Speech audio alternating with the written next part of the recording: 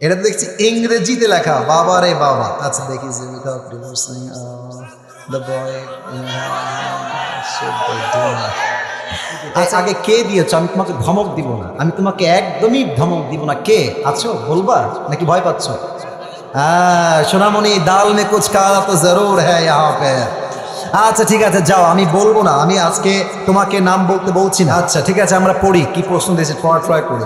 আসসালামু আলাইকুম হুজুর, টেক লাভ। ওয়ালাইকুম আসসালাম, প্লিজ আনসার, দয়া করে উত্তর দিবেন। আচ্ছা, আ গার্ল নেমড এ, মানে সে পরিপূর্ণ নামটা উল্লেখ করে নাই, ঠিক আছে। সে লিখেছে marriage a boy named B without her parents permission, মানে একটা মেয়ে এবং একটা ছেলে, এই যে এ দিয়ে বি দিয়ে নাম দিয়ে বুঝাইছে, তারা আব্বা আম্মার পারমিশন ছাড়া বিয়ে করেছে।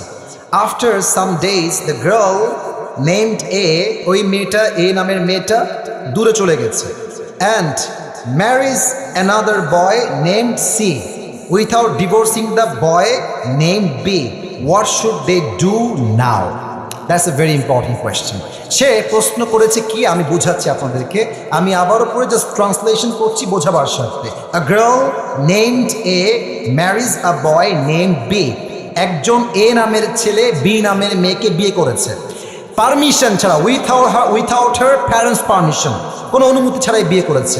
After some days the girl named A marriage another boy, অর্থাৎ যেই মেয়েকে সেই প্রথম যুবক বিয়ে করেছিল, ওই মেয়েটা আরেক যুবককে বিয়ে করে ফেলেছে।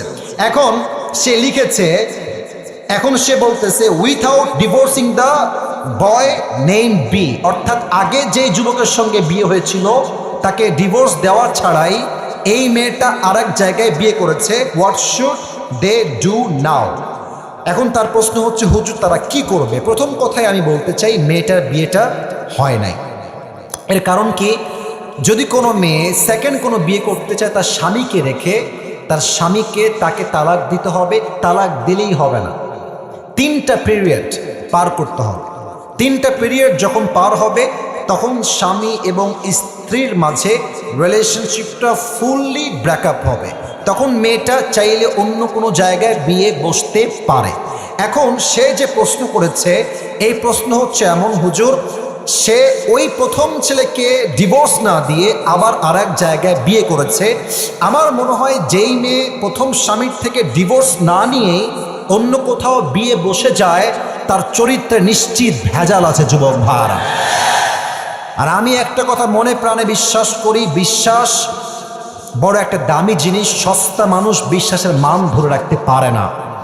যেই মেয়েটা তোমাকে ডিভোর্স না দিয়েই বিয়ে করেছে, মনে রাখবা ওইটা আসলে সেকেন্ড টাইম তোমার বউ হওয়ার যোগ্যতা রাখে না, ওকে ডিভোর্স দেওয়াই উত্তম হবে। তবে মেয়েটা যদি এখন সত্যি বিয়ে করে সংসার করে, আমি আপনাকে কোরআন দিয়ে বলছি, হাদিস থেকে বলছি, কোরআনের চোখ দিয়ে বলছি, হাদিসের চোখ দিয়ে বলছি, মাসআলার চোখ দিয়ে বলছি, মেয়েটা এখন স্বামীর সঙ্গে থাকলেও জেনা হবে, শুইলেও জেনা হবে।